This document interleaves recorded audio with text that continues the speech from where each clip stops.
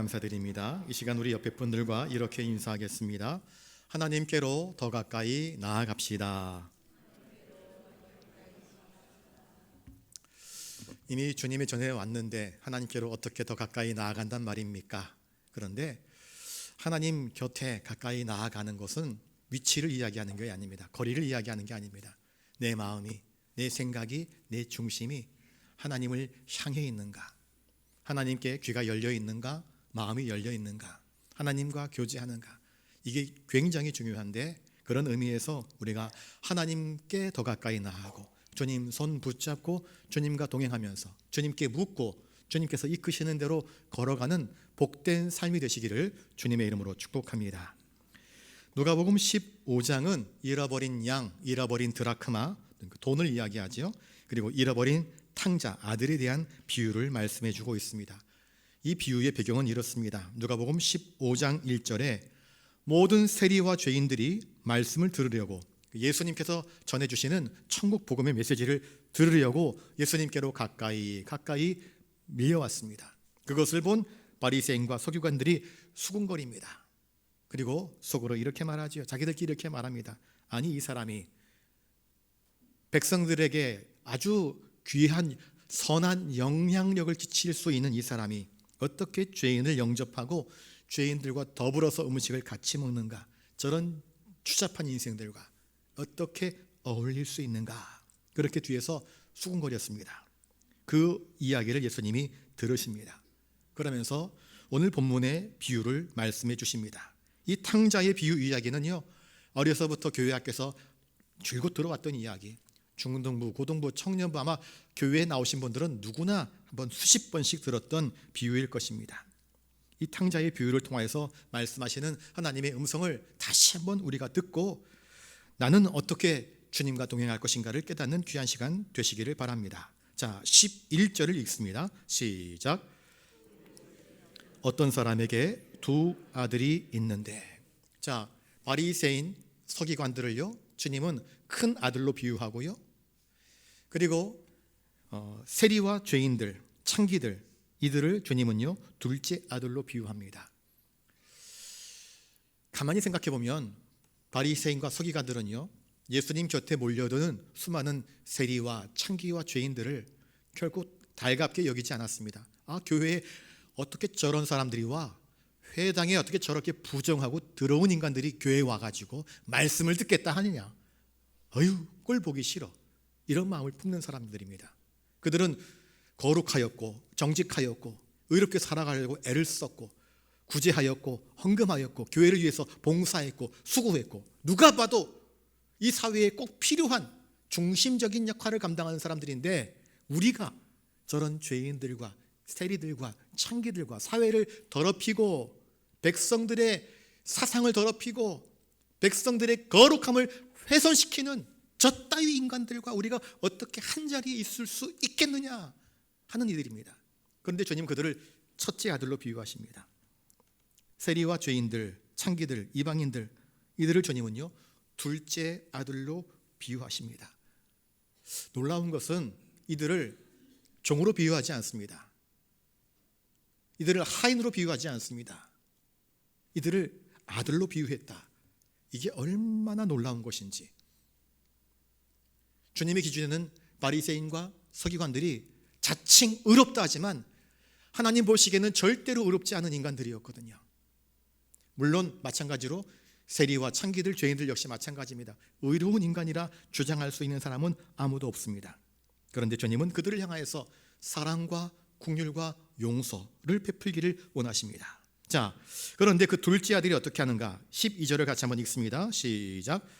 그 둘째가 아버지에게 말하되 아버지여, 재산 중에서 내게 돌아올 분깃을 내게 주소서 하는지라. 아버지가 그 살림을 각각 나눠 주었더니, 아버지가 부자였나 봅니다. 재산이 많습니다. 아들이 둘밖에 없는데 둘째 아들이 이렇게 이야기합니다. 아버지, 유산 상속 좀 미리 땡겨주시면 안 되겠습니까? 여러분에게 두 아들이 있는데 아버지가 시퍼렇게 눈 뜨고 살아있는데 아직 기력이 있는데 이제 대학 갓 졸업하고 자기 사업하겠다고 군대 갔다 오고 30살쯤 되었다고 칩시다. 아버지 저 꿈도 있고요, 어떤 계획들도 있고, 그런데 아버지 어차피 돌아가시면 그 유산 다 형하고 나하고 나눌 거 아닙니까? 그러니 형목, 나목, 내목, 뭐 형은 안 줘도 괜찮은데 내 몫은 미리 좀 땡겨주시면 안 되겠습니까? 라고 이야기할 때 어느 아버지가 그래, 잘하다, 착하다, 너 꿈꾸는구나, 멋지구나, 그렇게 축복하고 칭찬해 줄 사람이 어디 있겠습니까? 유대교 율법화에서 유산분배는요, 아버지가 임종하시게 되면 임종할 때쯤 되어서 큰아들은 이것 갖고 작은아들은 이것 가져라, 큰아들은 원래 3분의 1을, 둘째 아들은 3분의 1을 받을 수 있게 되었습니다. 그런데 아버지가 아직 돌아가시기도 전에 병상에 누워 계신 것도 아닌데 아버지에게 유산 상속 좀 미리 해주시면 안 됩니까? 이 말은 다른 말로 뭡니까? 아버지 좀 빨리 돌아가셔요. 그러면 그 유산이 내 몫이 될 텐데 왜 이렇게 오래 사십니까? 하는 마음이 담겨져 있지 않습니까? 이거는요, 부모를 능멸하는 행위입니다. 능멸이란 무슨 뜻인가? 부모를 업신여기고 깔보는 행위입니다. 부모를 자기보다 낮게, 아래로 보는 것입니다. 나는 아버지보다 더 잘할 수 있어요. 내가 청춘인데 말이야, 내가 얼마나 공부를 많이 했는데, 내가 아버지보다 더 많이 배웠는데, 내가 얼마나 재능이 많은데 아버지 유산 상속해 주시면 내가 더 아버지보다 멋지게 성공할 수 있는데, 유산 안 주니까 내가 아무것도 할 수 없다, 그런 말을 하고 있는 것입니다. 죄인들의 특징은 뭐냐? 지금의 풍족함에 만족하지 못합니다.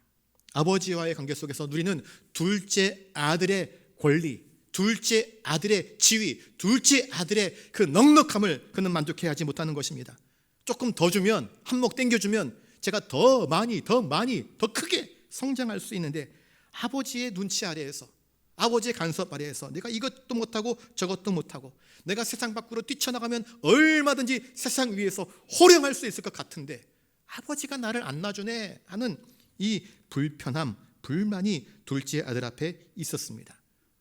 나는 더 이상 아버지 밑에 있기 싫어, 나가고 싶어, 세상에서 마음껏 뛰어놀고 싶어 하는 욕망이 있는 것이지요.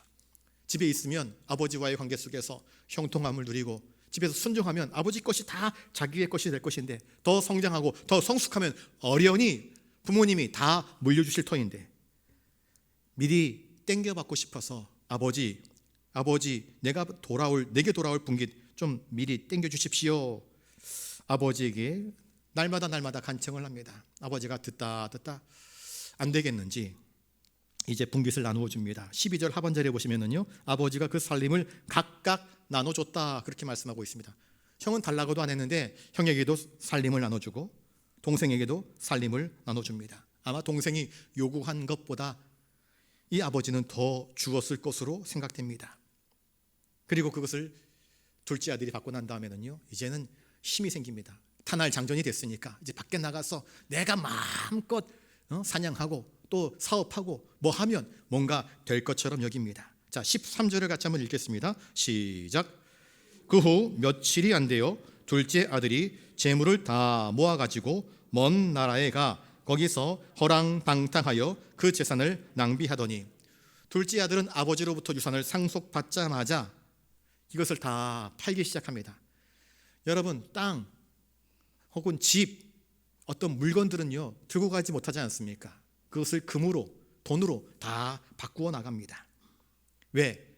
아버지의 집 안에 있으면 내 마음껏 위세를 떨치지 못할 것 같으니까 빨리 가산 정리 다 하고, 아버지로부터 물려받은 유산 정리 다 한 다음에 그걸 돈으로 바꾸어서 멀리 나가서 내가 마음껏 장사하리라, 그리고 성공하리라, 그런 기대감에 부풀어서 재산을 다 정리합니다.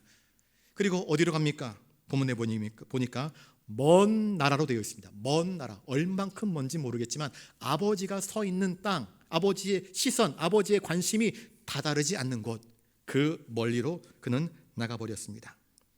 당시 유대 청년들은요, 돈을 벌기 위해서 예루살렘, 사마리아 큰 도시로 나갑니다. 거기에서 장사하고 뭐 무역하고 그래가지고 돈을 벌면 귀향해가지고 큰 집 짓고 그렇게 살았습니다. 그런데 둘째 아들은 돈을 벌러 나간 것이 아니라 나중에 보시면 돈을 쓸어 나갑니다. 내가 가진 게 얼마나 많은데 한꺼번에 많은 재산이 들어오니까 먼 나라에 가서 거기서 허랑방탕하여 그 재산을 낭비하더니라고 성경은 기록하고 있습니다. 허랑방탕, 우리가 그냥 허랑방탕 그러니까 그냥 쓸데없이 막 돈을 썼구나 생각할 수 있는데, 사전적인 의미는 이렇습니다. 그의 언어와 행실이 허황되고 착실하지 못하여, 아버지로부터 유산 받았으면 착실하게 정직하게 일을 해야 될 터인데 그것 하지 않고 주색에 빠져 행실이 추저분하다, 행실이 더럽고 지저분하다.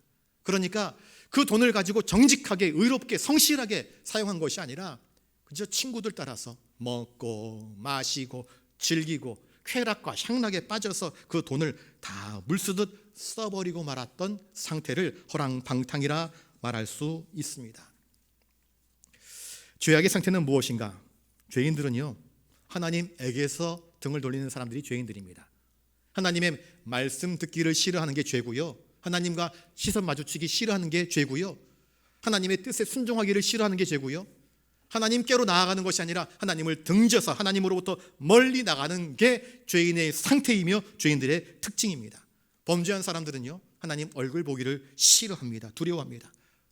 그래서 이 탕자는 먼 나라로 갔다라고 성경은 말하고 있습니다. 여러분들에게 퀴즈를 내겠습니다. 하나님에게서부터 가장 먼 나라는 어디일까요?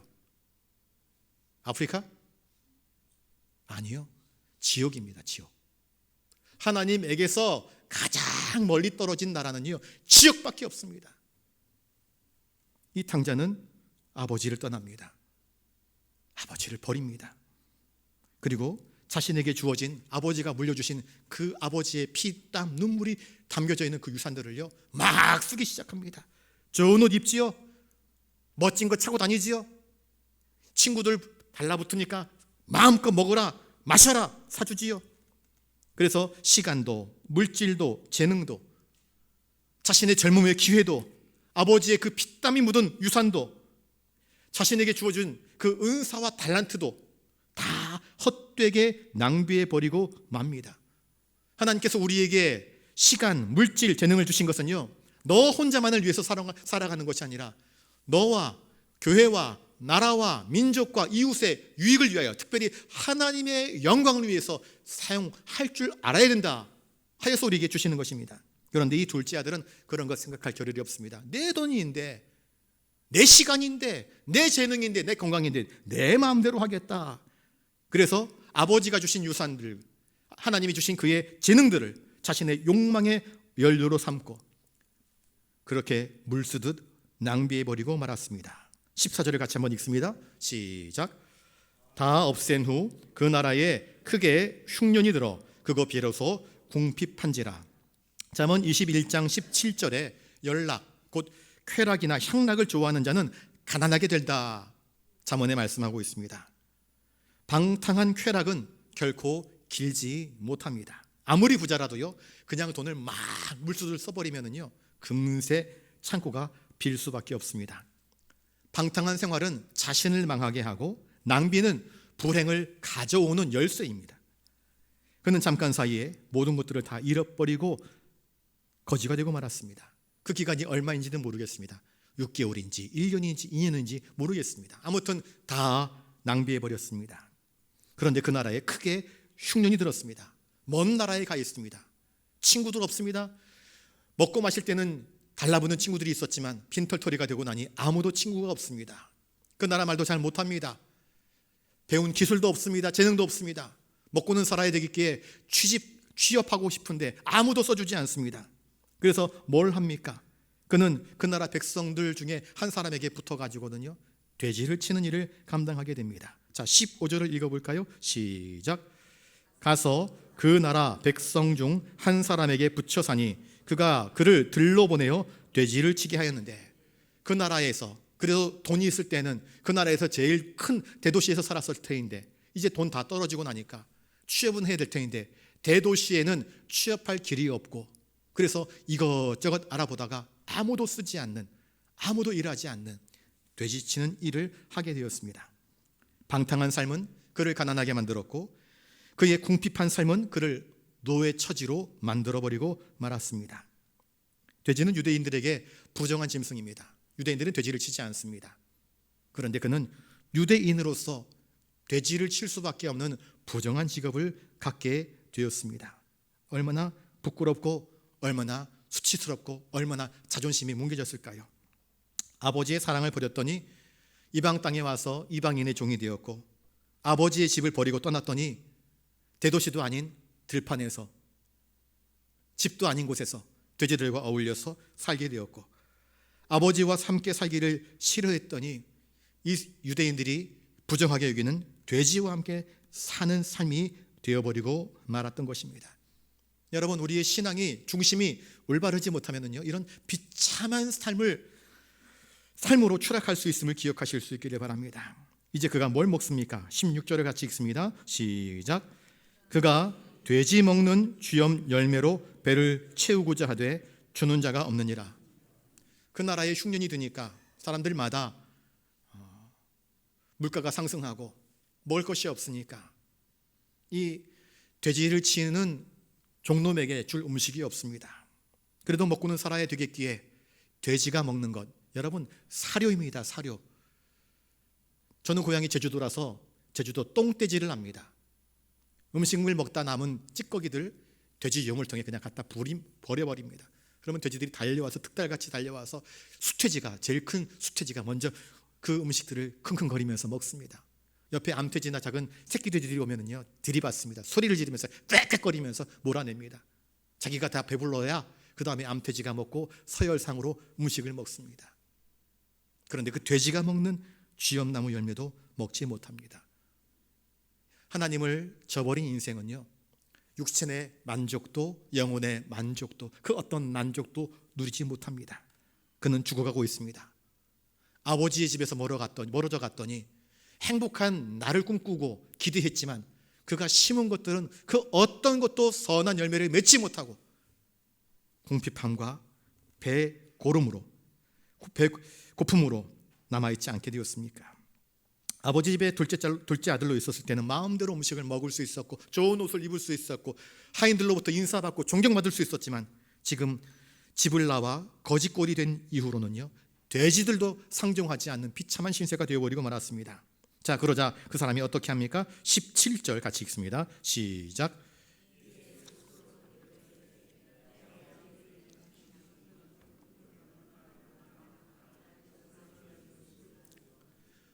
이에 스스로 돌이켜 아무것도 먹지 못하고 돼지가 먹는 사료조차도 먹지 못하고 그저 물 마시면서 풀 뜯어 먹으면서 죽지 못해 연명하며 살아가고 있는 그 때가 되니까 비로소 자신의 처지를 한탄하게 되었습니다. 내가 어쩌다 이 모양 이 꼴이 되었는가. 내 아버지 집에 있었을 때에는 둘째 아들로 존경받으며 인정받으며 사랑받으며 귀하게 살았는데 지금은 왜 아무도 알아주지 않는 이곳에서 말조차 내 상한 마음, 상한 심령을 토로할 수 있는 친구조차 없는 이곳에서 왜 이렇게 나는 비참하게 굶어 죽을 지경에 놓여 있는가? 왜 이렇게 되었지? 왜 나는 아버지를 버렸을까? 왜 나는 그때 헛된 야망을 꿈꿨던가? 그 많은 유산을 물려받고 세상에서 보란듯이 살려고 했었던 그 큰 기대가 얼마나 쉽게 무너졌는지 그 속에 담겨져 있는 자신의 욕망의 부질없음을 그는 철저하게 깨닫게 됩니다. 아, 이러면 나는 죽겠구나. 죽을 수밖에 없겠구나.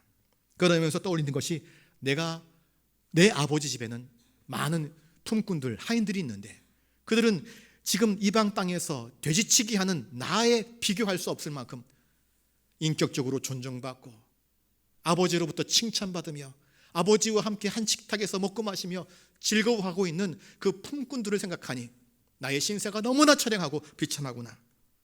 그러면서 그는 자신의 비참한 상황을 생각하기 시작했던 것입니다. 그리고 아버지의 집을 떠올립니다. 그리고 18절 말씀을 같이 읽습니다. 시작. 내가 일어나 아버지께로 가서 이르기를 아버지, 내가 하늘과 아버지께 죄를 지었사오니. 그는 더 이상 생각만 하지 않습니다. 이러면 죽겠구나 생각만 하지 않고요, 이제는 살 길을 찾아야 되겠구나. 그래서 내가 일어나. 여러분, 회개란 무엇인가? 내가 살고 있는 이곳, 돼지 소굴, 돼지치기, 이방 땅, 거짓골을 한 이 소굴에서 나의 비참함을 깨달았으면 그러면 나는 언제 가장 행복했는가? 내 영혼의 만족은, 내 육신의 만족은 어디에서 얻을 수 있을 것인가를 생각해야 됩니다. 그리고 생각만 해서는 안 됩니다. 생각하고 그러면 살 수 있는 그 길을 찾아서 일어나야 하는 것입니다. 더 이상 돼지 소굴에 있을 수 없는 것입니다. 일어나야지요. 그 길을 버려야 되지요. 그가 지은 죄는 무엇입니까?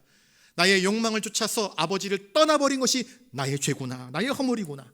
내가 하고 싶은 거, 나의 욕망, 나의 야심 때문에 아버지를 등져버린 것이 나의 죄구나. 그렇습니다. 우리의 죄도 이 탕자의 죄와 다를 바가 없습니다. 하나님을 등져버린 것이 죄고요, 하나님보다 세상을 더 사랑하는 것이 죄라는 것을 여러분들 기억하실 수 있기를 바랍니다. 감사한 것은 이 둘째 아들이요, 이 죄에 대한 핑계거리를 다른 데 찾지 않습니다. 내 죄구나, 내 죄구나, 이것을 인정합니다. 그리고 하늘과 아버지께 내가 죄를 지었다. 그러면 이 문제를 어떻게 해결할 것인가? 아버지한테 미안한 게 많으니까 내가 아버지께 가서 최소한 아버지께 잘못했습니다 라고 고백하고 아버지의 용서를 내가 구해야 되겠구나, 그런 마음을 품습니다. 그러면서 그는 이런 생각을 합니다. 19절을 같이 한번 읽습니다. 시작. 지금부터는 아버지의 아들이라 일컬음을 감당하지 못하겠나이다. 나를 품꾼의 하나로 보소서 하리라 하고, 이전에 아버지 집에서 둘째 아들로 있을 때는요, 아버지 유산 좀 주세요, 유산 좀 달라고요. 어차피 줄 거 좀 땡겨주시면 안 되겠습니까? 마치 빚쟁이처럼 아버지를 그렇게 닥달했던 사람이었습니다. 그런데 그는 이제 생각합니다. 나는 이제 더 이상 아버지의 아들의 자격을 가지지 못했다. 그저 아버지의 아들이라 불리는 것을 내가 감당하지 못하겠으니 아버지한테 가서 그저 아버지, 아들로 여기지 마시고 아버지 곁에 있는 품꾼들 중에 한 사람으로 나를 채용해 주시면 그것마저도 나는 감사하겠습니다. 그것마저도 나는 과분합니다. 그것마저도 나는 열심히 일하겠습니다. 그러니 아버지, 나를 좀 받아주십시오. 그렇게 하려고 작정하고 있습니다. 자, 20절입니다. 시작. 이에 일어나서 아버지께로 돌아가니라. 아직도 거리가 먼데 아버지가 그를 보고 치근히 여겨 달려가 목을 안고 입을 맞추니, 그는 이제 일어납니다. 이게 참 중요합니다. 많은 사람들이 자기의 죄를 깨달으면요, 아, 난 잘못했구나, 내가 왜 그랬지, 그러지 말았어야 됐는데, 여기까지는 합니다. 양심이 있는 사람들이죠. 그런데 아버지께 달려가는 것, 아버지께 달려가서 용서를 구한다는 것은 쉽게 하지 못합니다. 이 죄인은 아버지께로 돌아옵니다. 회개란 무엇인가? 내가 잊지 말아야 할 것을 깨달았으면요, 내가 있어야 할 자리로 나의 삶의 방향을 전환하여서 하나님께로 나아가는 것, 이게 회개입니다. 여러분 혹시 누군가에게 잘못한 일이 있습니까? 미안한데 언젠가는 말해야 되겠지, 머뭇거리지 마십시오. 절대로 그러면은요, 화해가 이루어지지 않습니다. 즉시 일어나서 그에게 달려가 용서를 구할 수 있어야 됩니다. 이 탕자는요, 즉시 일어났습니다. 집 주인에게, 돼지 주인에게 말합니다. 나 이제 고향집으로 갈 겁니다. 고향집이 어딘데? 이렇게 갑니다. 그런데 그는 절반도 채 가지 못해서 아이고 피곤하니까, 먹을 거 없으니까, 아무도 나에게 양식 주지 않으니까, 가다가 피곤하니까 난 이제 멈춰버리겠다, 그렇게 생각하지 않습니다. 쫄쫄 굶어가면서 흘러가는 시냇물 한 모금 한 모금 마셔가면서 아버지가 어떤 마음으로 나를 대할지 알지 못하지만 그는 끝까지 아버지께로 돌아가는 일을 포기하지 아니합니다. 회개란 무엇일까? 거듭 말씀드립니다. 회개란 자신의 삶의 방향을 완전히 바꾸는 것입니다. 지금 내 모습이, 내가 서 있는 길이, 내가 살아가는 삶의 방식이 잘못된 것이라면 그것을 깨닫고, 그러면 옳은 데가 어디인가? 누가 나를 맞이할 것인가? 바른 삶은 무엇인가? 세상의 유혹과 가치관을 버리고 하나님께로 돌아가는 결단이고 돌아가는 행위가 회개라는 것을 기억하실 수 있기를 바랍니다. 그리고 하나님은요, 그렇게 돌아오는 자들을 결코 내치거나 외면하지 아니하시고 용서하시고 은혜로 감싸주시는 하나님이시라는 것을 예수님은 이 탕자의 비유를 통해서 우리에게 말씀해 주고 있습니다. 자, 20절 다시 한번 읽어봅니다. 시작. 이에 일어나서 아버지께로 돌아가니라. 아직도 거리가 먼데 아버지가 그를 보고 치근히 여겨 달려가 목을 안고 입을 맞추니. 아직도 거리가 먼데 이 탕자가 거짓골을 하고, 탕자의 귀환이라는 아주 유명한 그림이 있습니다. 신발도요, 한쪽은 벗겨져 있고요, 한쪽은 걸레처럼 너덜너덜해지고요, 옷은 누더기입니다. 머리는 다 벗겨져 버렸습니다. 아버지 품 안에 달려와가지고 무릎 꿇고 아버지를 끌어안는 모습을 성화로 그려놓은 그런 장면이 있더라고요. 그런데 그 전에 아버지가 거리가 먼데도 아들이 돌아오는 것을 아버지가 알아차립니다. 놀랍지 않습니까? 집을 나간 탕자를 아버지는요, 단 한순간도 잊어버리지 않았다 말씀합니다. 탕자는 아버지의 유산을 지 멋대로 호랑방탕하게 낭비하고 허비해버리고 말았는데, 아버지는요, 이 탕자가 돌아오기를 기다리신 것입니다. 천년을 하루같이 우리가 돌아오기만을 기다리시는 아버지 하나님이신 것을 저와 여러분들이 믿으실 수 있기를 바랍니다. 그런데 그 아버지는요, 돌아오면 이놈의 자식 돌아오면 내가 그냥 뭉댕이로 그냥 때려버리겠다, 그런 마음 품지 않으십니다. 세상의 상식이라면 탕자가 돌아오면 너 그거 어떻게 했냐, 잘잘못을 분명히 따지지 않겠습니까? 그거 봐라, 아버지 버리고 떠났더니 망하지 않았느냐, 그러면서 호되게 나름말할 만도 한데, 아버지는 탕자의 지난날의 어리석은 것들, 그 추한 잘못들 하나도 묻지 않고 따지지도 않습니다. 저를 따라서 한번 해볼까요? 우리 하나님의 사랑은 낭비하는 사랑입니다. 이 탕자는요, 아버지의 유산을 자기 멋대로 낭비해버렸습니다. 근데 하나님의 사랑은요, 이 낭비한 것까지도 더 덮어 싸매시고 또 감싸시는, 그러니까 어찌 보면 우리가 낭비 같은, 예수님에게 향유옥합 300데나리온의 가치를 허비한다 그러거든요. 낭비한다. 그런데 진짜 사랑은요, 사랑하는 아들이 돌아왔을 때 내게 있는 것을 주고도 아까워하지 않는 진정한 낭비, 진정한 사랑은 그런 것입니다. 아까운 게 없습니다. 주어도 더 주고 싶은 것이 아버지의 사랑입니다. 이 탕자가 돌아왔을 때 신발이 다 벗겨졌습니다. 옷은 누더기입니다. 쫄쫄 굶주렸습니다. 유산에 단 한 푼도 건지지 못했습니다. 그런데 그가 내가 하늘과 아버지께 죄를 지었습니다, 이제부터는 아버지의 아들이라 내가 어떻게 말할 수 있겠습니까? 염치가 없습니다. 그저 아버지의 품꾼들 중에 한 사람으로 나를 써주십시오, 이런 마음 가지고 돌아왔는데, 아버지는 그래, 너 이제부터는 저쪽 마구간에서 누워서 자고 여기서부터 여기까지 네가 일해, 그렇게 말하지 않았습니다. 그런 말 마라. 너는 죽은 줄로만 알았던 내 사랑하는 아들이라. 그를 먼저 달려가 포옹하고 입을 맞춰 주었습니다. 달려가 안아주는 것, 그와 입을 맞춰주는 것, 하나님의 무한하신 용서와 사랑을 말하는 것입니다.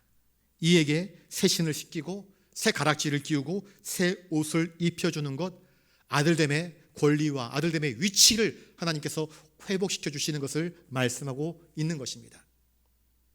바리새인들, 서기관들 뿐만 아니라 세리와 창기들, 죄인들조차도 하나님은 아들로 여기신다는 사실을 여러분들 기억하실 수 있기를 바랍니다.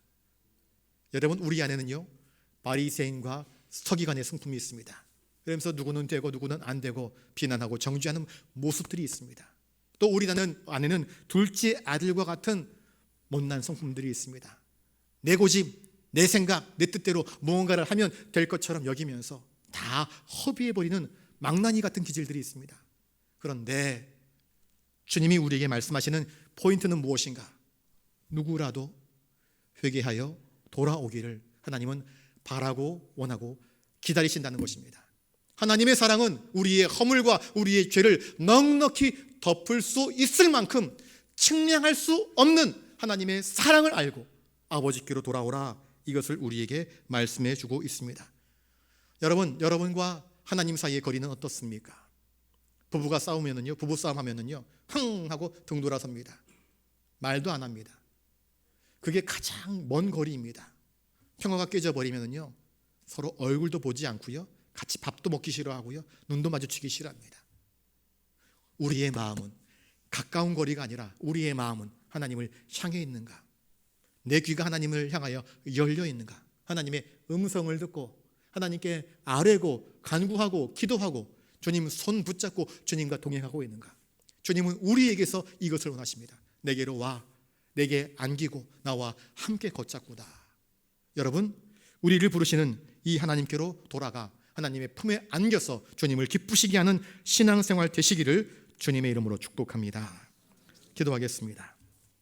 거룩하신 아버지 하나님, 우리도 혹시라 하나님으로부터 멀리 떨어져 있는 자가 있다고 한다면 이제라도 일어나 아버지께로 돌아가 아버지 품에 안겨 아버지와 함께 호흡하고 아버지와 함께 식사하고 아버지와 함께 동행하며 아버지께서 주시는 참 평강을 누리는 믿음의 행복자들이 되게 하여 주시옵소서.